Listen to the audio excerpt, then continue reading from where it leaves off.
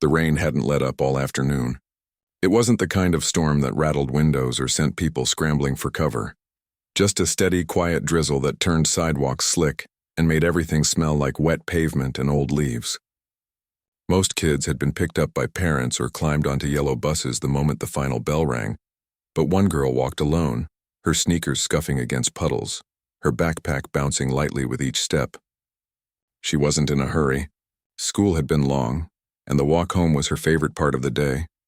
The only time she could let her thoughts wander without someone asking her to hurry up, sit still or speak louder.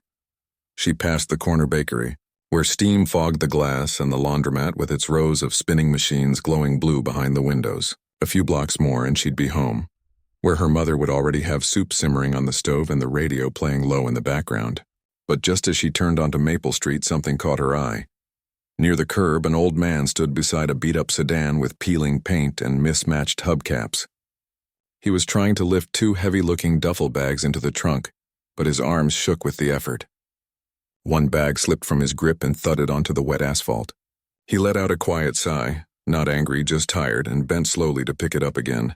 His coat was too thin for the weather, and his hair, mostly white, was damp from the rain. Without thinking, the girl quickened her pace. She didn't know him. She didn't know him anything, but something about the way he moved, like every motion cost him more than it should, made her want to help. "Need a hand?" she asked, stopping a few feet away. The man looked up, surprised. For a second, he just stared, as if he hadn't expected anyone to notice him, let alone stop. Then his face softened. "Oh, thank you," he said, his voice rough but gentle, with a faint accent she couldn't place. "These bags are heavier than they look." She set her backpack down on the dry patch beneath a tree and stepped forward. Together, they lifted the first bag. It was stuffed full, maybe clothes, maybe books, and awkward to handle. She braced her feet and pushed upward while he guided it into the trunk. The second bag was even heavier, but they managed. When it was finally in, the man closed the trunk with a soft click and turned to her. Breathing a little hard, "You're very kind," he said, looking at her like he really meant it. Not the way adults sometimes say things just to be polite, but like he'd just witnessed something rare. She shrugged. "It's nothing," but to him it clearly wasn't. He reached into his coat pocket and pulled out a small object, flat, metallic, cool to the touch. He pressed it into her palm before she could protest. "For your kindness," he said simply. She looked down. It was a coin, but unlike any she'd ever seen. It didn't have heads or tails, no president or eagle. Instead, there were tiny engraved lines forming shapes she couldn't quite make out, and near one edge, a tiny blue stone glinted in the gray light. It felt old, important. "I can't take this," she started. "Please," he said, closing her fingers gently over it. "It's not money. It's a reminder that good things still happen." She didn't know what to say to that, so she just nodded. He gave her a small smile, got into his car, and drove off slowly, the tires whispering over the wet road. She stood there for a moment, watching until the car disappeared around the bend. Then she picked up her backpack, tucked the coin carefully into her front pocket, and kept walking home. The rain had eased by then, just a few drops falling here and there. The air smelled cleaner, fresher. She didn't think much more about the encounter, just another odd moment in an ordinary day. She'd helped someone. He'd thanked her. That was all. But when she got home and dropped her bag by the door, her mother noticed the coin right away. "What's that?" she asked, drying her hands on a dish towel. The girl pulled it out and showed her. Her mother turned it over slowly, her eyebrows lifting. "This isn't from around here," she murmured. "It's beautiful."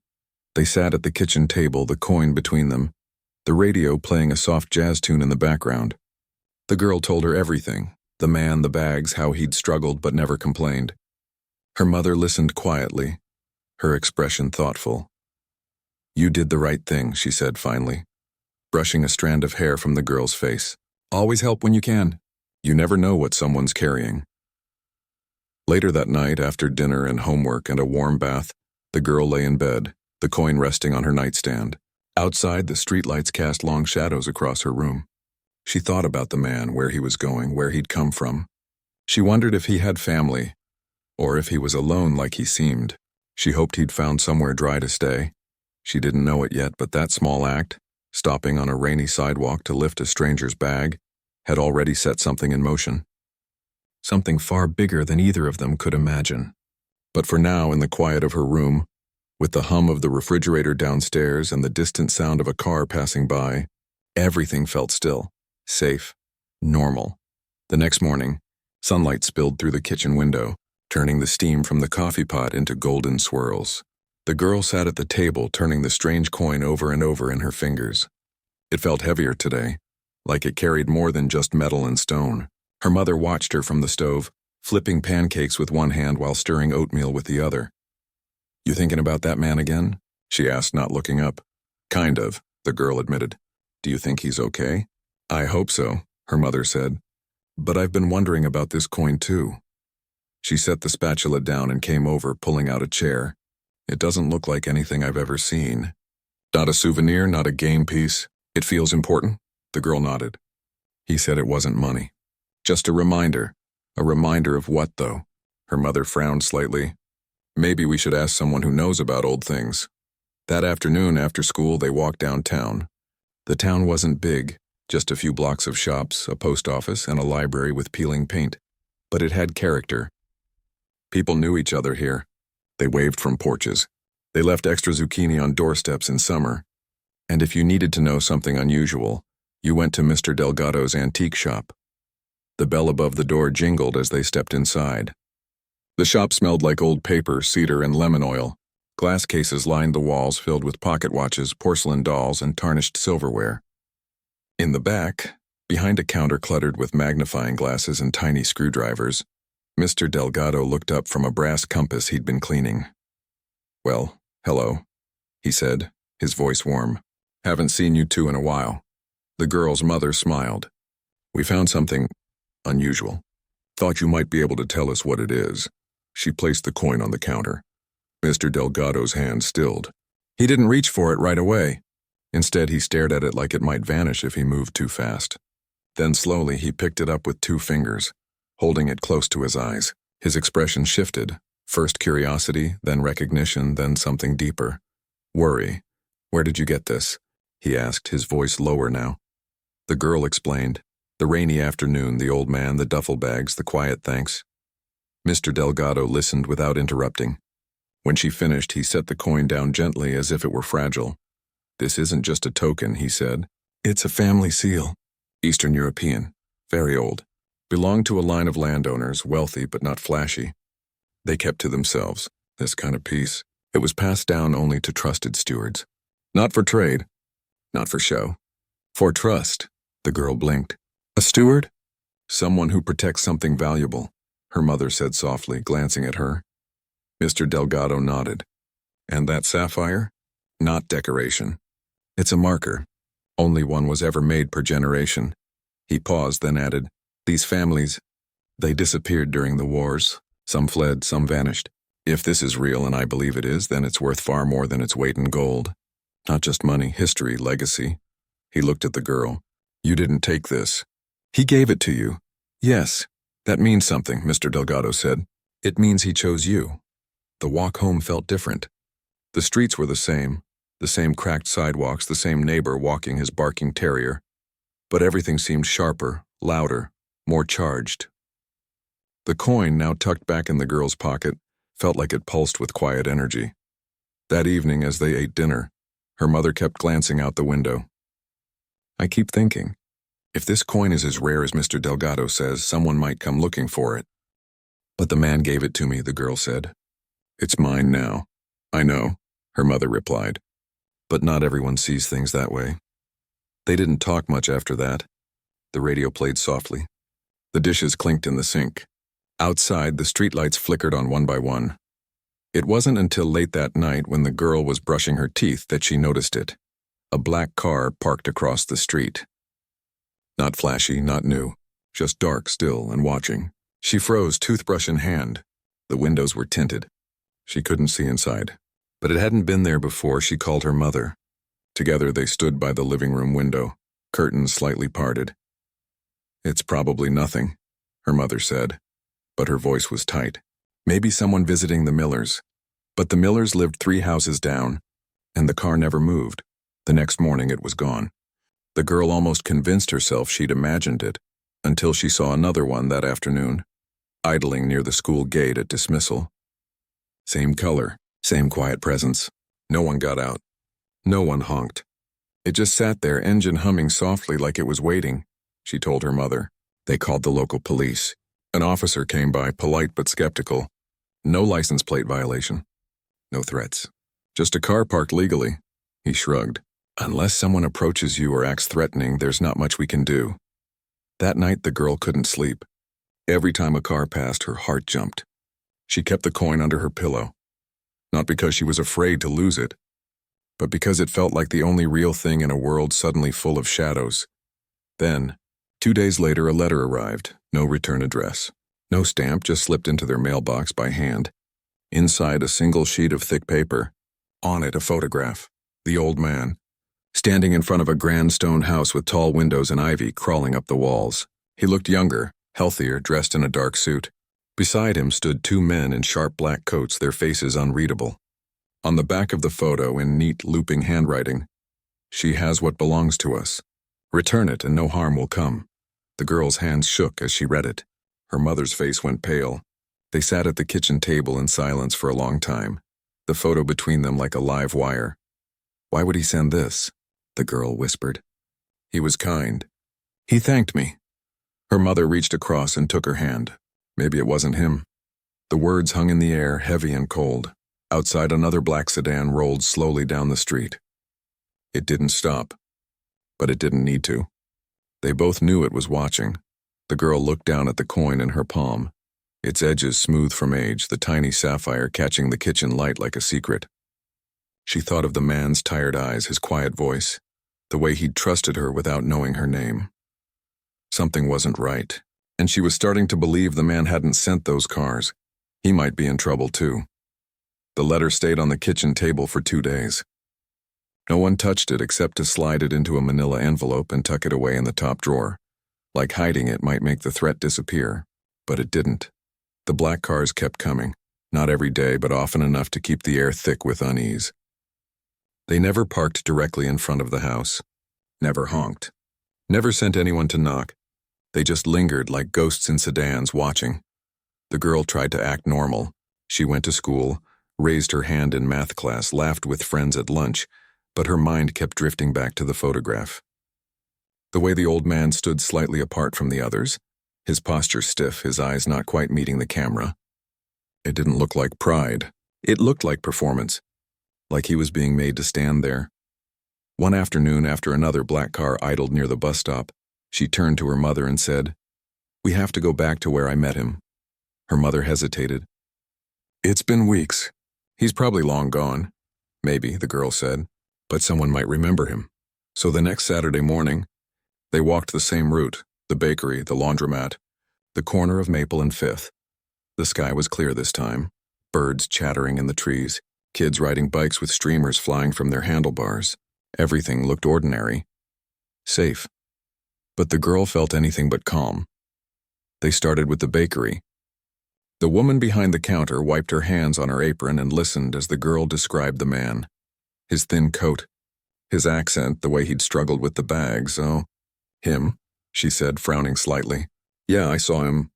He came in here once, bought a plain roll and a cup of tea. Sat by the window for an hour, just staring out. Didn't say much, seemed lost."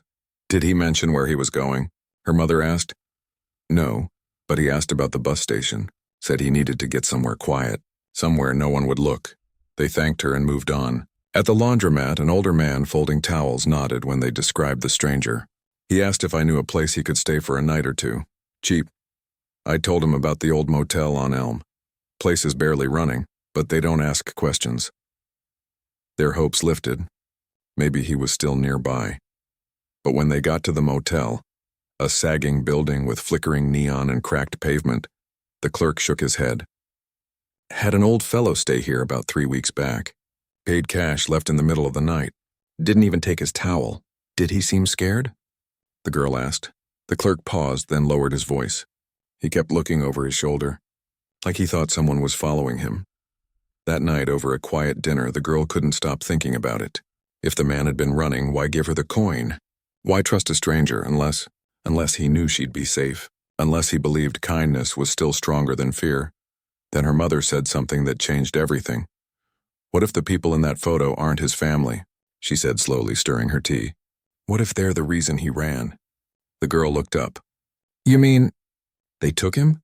Or forced him to pose for that picture," her mother said. "Think about it. The note says return it and no harm will come. But it doesn't say who us is. What if us isn't him at all?" The idea settled like a stone in the girl's stomach. It made too much sense. The man hadn't sent the cars. He hadn't written the note. Someone else had used his image to scare them. But why? The next day, the girl went back to Mr. Delgado's shop alone. She waited until after school, her backpack slung over one shoulder, the coin wrapped in a handkerchief in her pocket. Mr. Delgado was polishing a silver locket when she walked in. He looked up, surprised, then concerned. "You're back," he said. "Is everything all right?" She told him about the letter, the cars, the motel, the fear that had settled into their house like a second shadow. He listened without interrupting. When she finished, he set the locket down and leaned forward, elbows on the counter. "There's something I didn't tell you before," he said quietly. "Families like the one that made that coin. They didn't just vanish during the wars. Some were hunted after, not for their land, those days were gone, but for what they'd hidden. Art, documents, trusts set up in secret banks. Things that could rebuild a fortune, if you had the key." He pointed to the coin. "That's not just a symbol.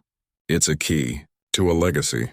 And there are people, distant relatives, opportunists, even collectors who would do almost anything to claim it, even if they have no right. But he gave it to me," the girl said, her voice small. "Exactly," Mr. Delgado said, "because he knew you wouldn't sell it. You wouldn't use it for yourself. You helped him without expecting anything. That's rare. That's why he chose you." She left the shop with her head spinning. It wasn't about money. It was about trust. And someone was trying to break that trust with fear. That evening, as she walked home, she noticed something new. A different black car, sleeker, newer, parked near the park entrance. But this time a man stood beside it, talking on a phone. He glanced her way, then quickly looked down. Her pulse jumped. But instead of turning away, she kept walking, head high. She wasn't going to hide. When she got home, she told her mother everything. They sat at the table again, the same place where the letter had landed, but this time the girl wasn't scared. She was angry, not at the man who'd given her the coin, but at the ones trying to twist his kindness into a weapon.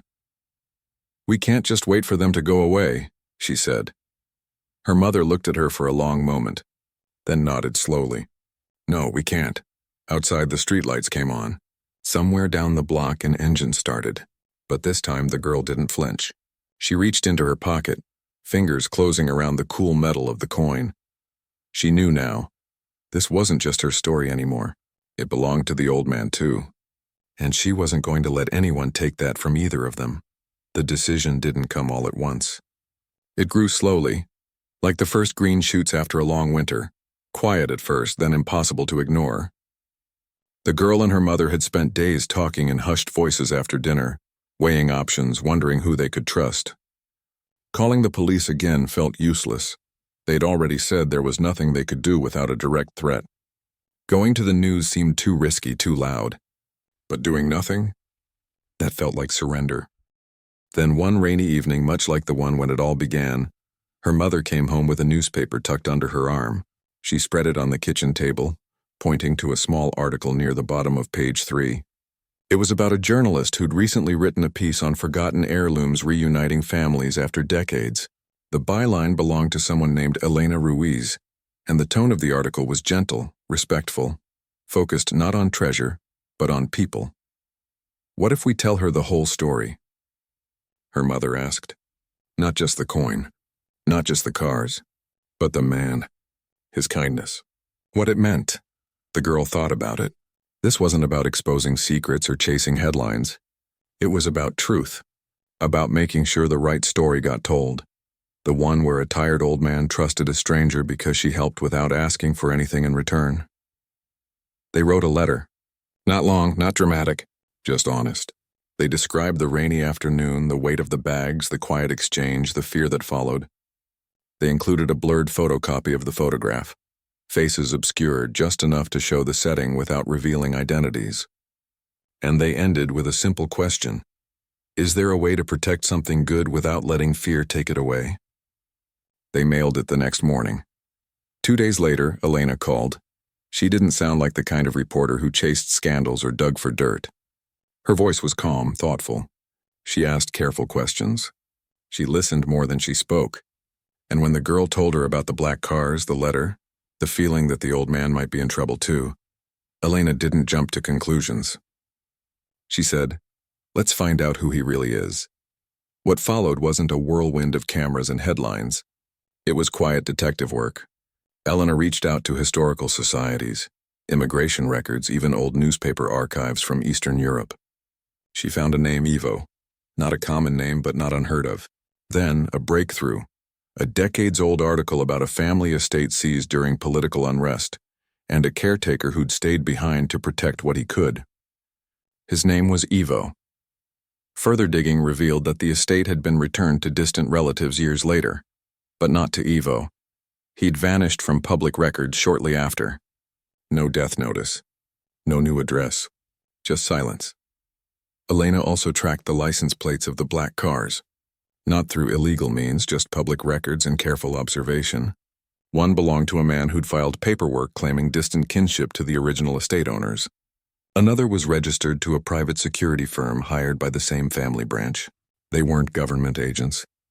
They weren't law enforcement. They were opportunists, hoping to use the coin to claim access to a hidden trust, one that required not just proof of lineage, but proof of character. And that was the key. Ivo hadn't just handed over a token.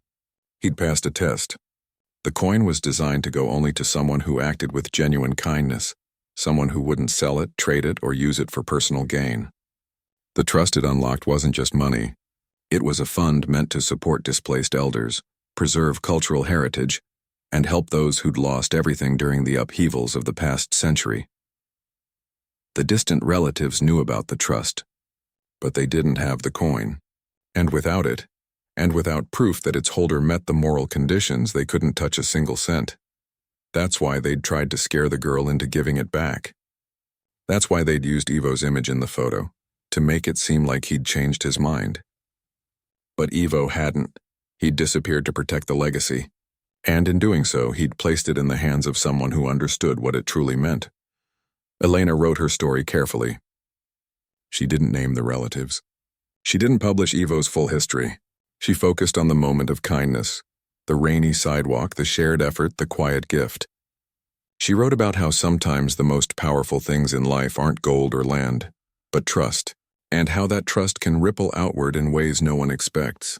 When the article came out, it spread faster than anyone imagined. Not because it was sensational, but because it felt real. People shared it with notes like, "This restored my faith," or "We need more stories like this." Local news picked it up. Then regional. Then national. Not as a mystery, but as a reminder. Goodness still exists. And it matters. The black cars stopped coming. Within a week, a formal letter arrived from a legal firm representing the original estate. Not the opportunistic branch, but a neutral third party appointed decades ago to oversee the trust. They confirmed everything. The coin was valid. The girl was recognized as its rightful guardian. And Ivo, he was safe, living quietly in a small apartment 2 towns over, under a different name, watching the story unfold from afar. He'd seen the article. And he'd smiled. Elena arranged a meeting, not for cameras, not for publicity, just a quiet afternoon at a cafe with warm tea and soft music. When the girl walked in, she saw him right away.